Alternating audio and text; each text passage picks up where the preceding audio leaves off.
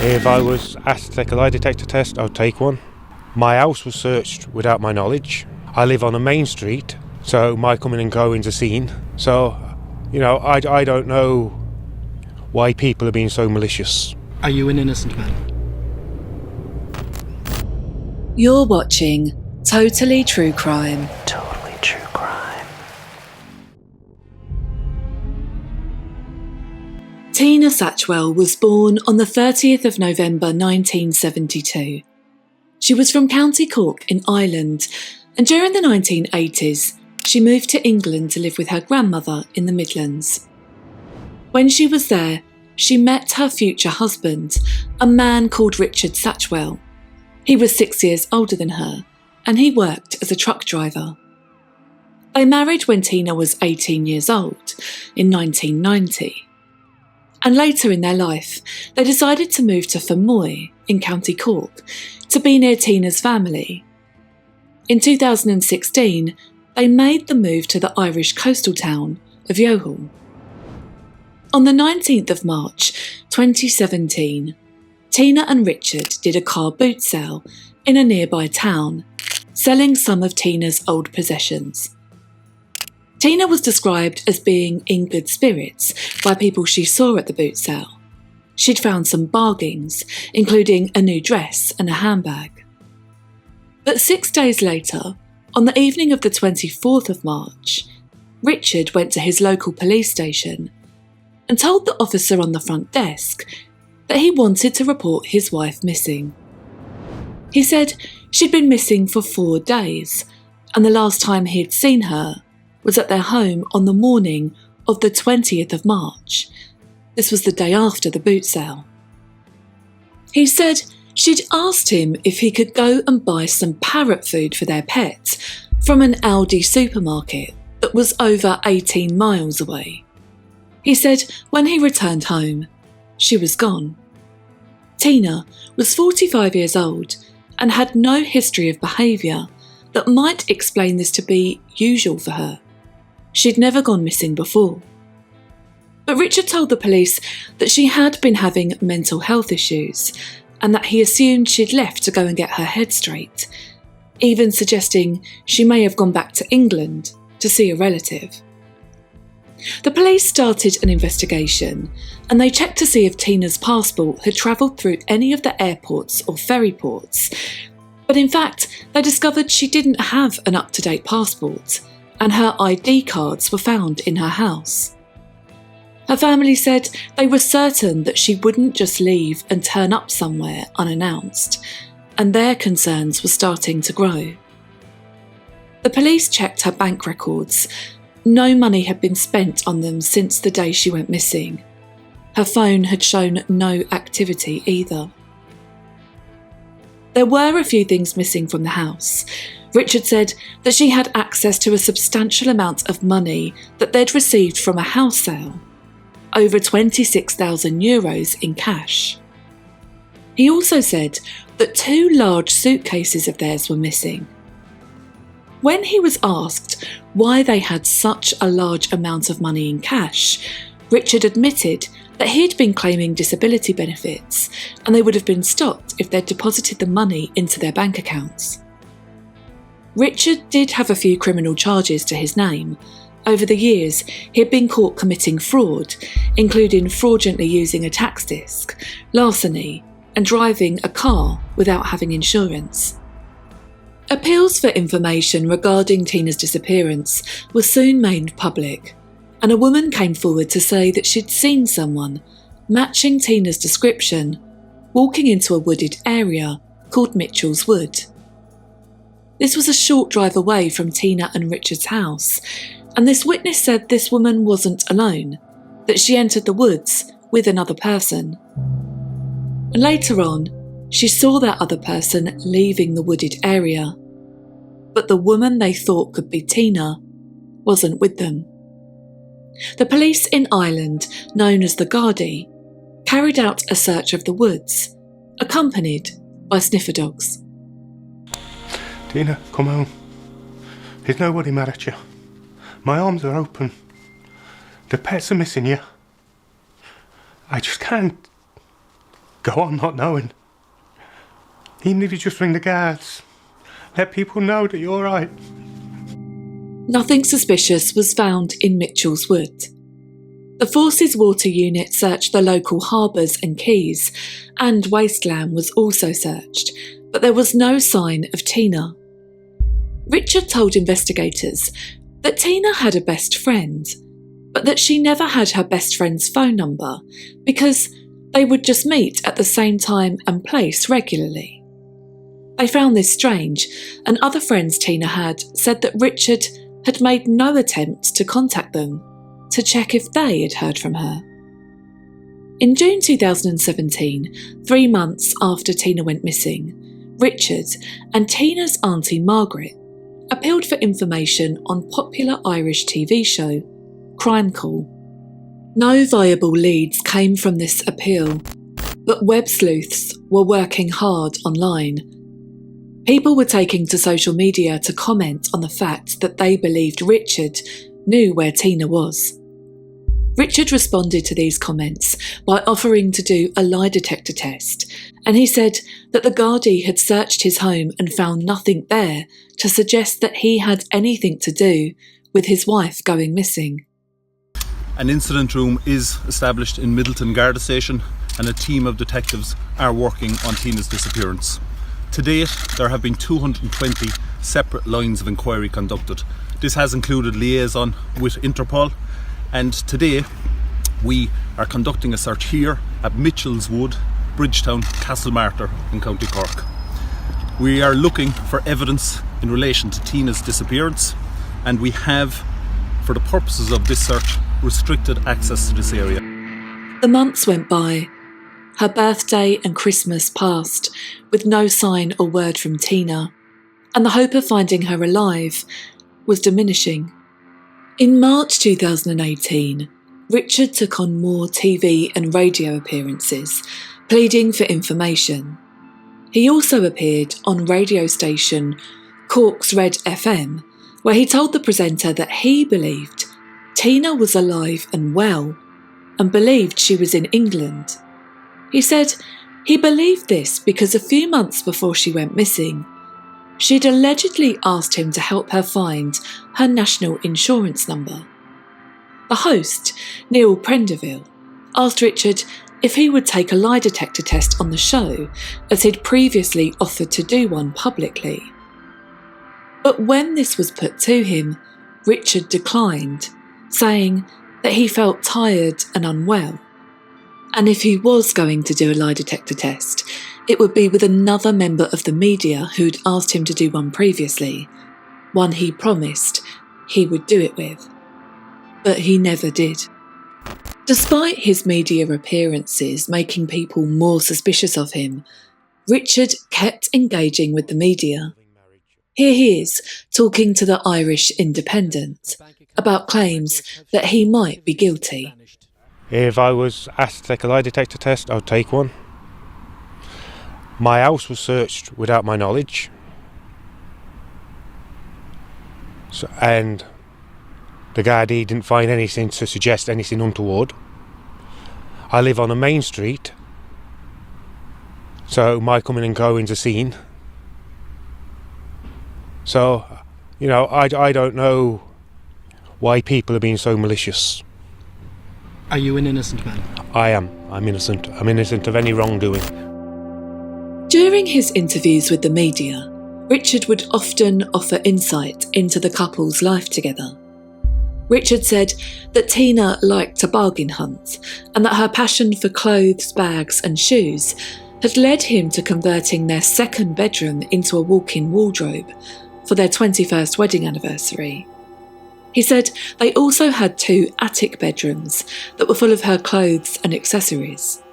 He said that every day she would go up to her wardrobe and pick out what she was going to wear the next day, having alternative outfits out ready in case the weather changed. He said they also lived a fairly quiet and sheltered life. They spent most of their time bargain hunting, going to boot sales and charity shops, or being with their pets. They had 2 dogs and a parrot. He said they didn't drink and they didn't know each other's friends. They would often spend most of their time together. But he also confessed something else. He said that sometimes their relationship would be volatile, and Tina would hit him in a fit of anger, but would often cry afterwards and apologise. By July 2023, the police were treating Richard as a person of interest and started finding inconsistencies in his statements. They took his mobile phone in for a forensic investigation and managed to disprove his claim that he had been at the Aldi supermarket on the morning Tina went missing. Construction workers who were trying to unblock a drain on the terraced house next door to Tina and Richard's home found some suspicious material, and they handed it over to the Gardaí. When investigators looked at photos that they'd taken of Richard's house when Tina went missing, they noticed that there had since been some structural changes around the cupboard under the stairs. There was now fresh-looking concrete on the floor of the cupboard and a poorly built brick wall on the side of the stairs. It hadn't been there before. It was this that prompted investigators to act, and on the 10th of October 2023, Richard Satchwell was arrested on suspicion of murder. As he was held for questioning, officers searched his home with a cadaver dog. He was released without charge after 24 hours due to lack of evidence.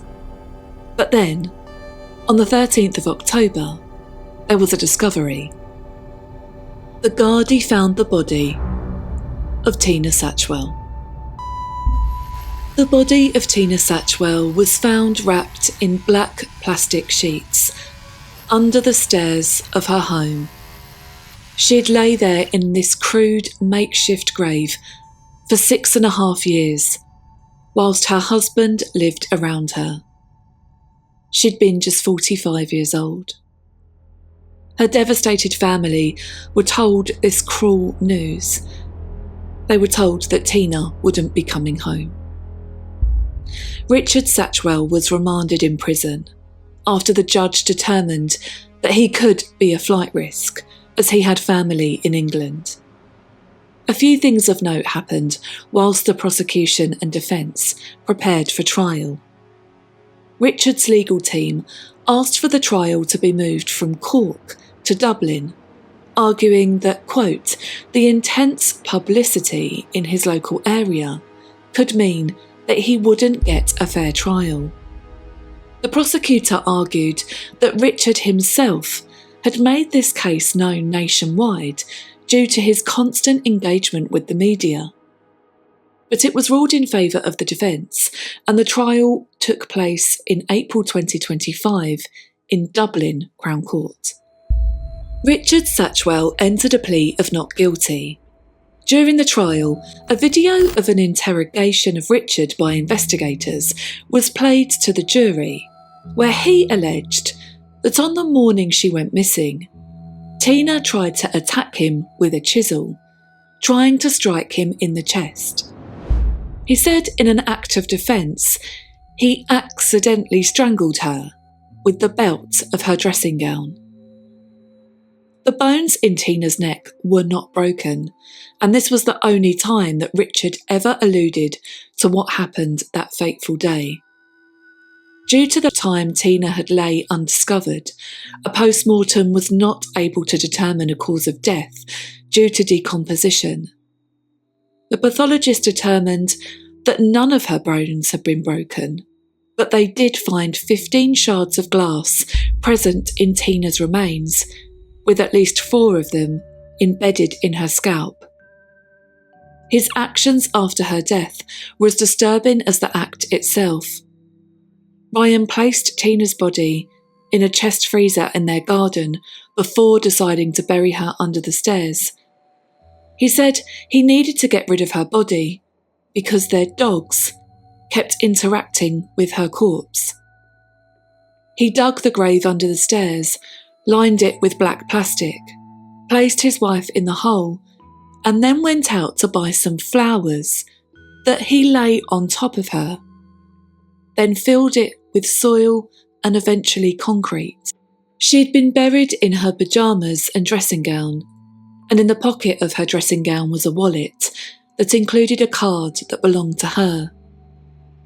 She was placed face down in the makeshift grave, with her legs bent and her arms crossed in front of her. During that same interrogation, he said that on the night before she died, things had been normal. He'd run his wife a bath and rubbed baby oil on her feet. In the same interview, he said that he thought his wife might have been molested as a child and that they hadn't had sex since 2012, after her brother died by suicide. He said it had devastated her beyond belief, and that from then onwards, her personality changed and she began to have severe mood swings. He claimed that Tina had threatened to leave him upwards of 200 times, and that investigators believed this could have been a motivation for Richard killing his wife. One of the strangest things they found during their investigation were emails to a charity called International Monkey Rescue. Between 2015 and 2017, the couple had spent thousands of pounds giving money to this charity, believing that they were buying 2 marmoset monkeys called Thelma and Terry that they had intended to keep as pets.